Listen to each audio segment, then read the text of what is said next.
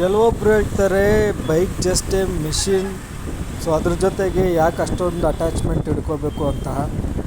So ಅಂಥವ್ರಿಗೆ ಏನು ಹೇಳಬೇಕು ಅಂತಂದರೆ, ಹೌದು ಸರ್, ಬೈಕ್ ಒಂದು ಜಸ್ಟ್ ಎ ಮಿಷಿನ್ನೇ. ಸೊ ಅದು ಎಂಥವ್ರಿಗೆ ಗೊತ್ತಾ, ಈ ಅಪ್ಪನ ದುಡ್ಡಲ್ಲಿ ಬೈಕ್ಗಳು ತೊಗೊಂಡು ಶೋಕಿ ಮಾಡ್ತಾರಲ್ಲ ಅಂಥವ್ರಿಗೆ ಅದು ಬೈಕ್ ಮಿಷಿನಾಗೆ ಕಾಣುತ್ತೆ.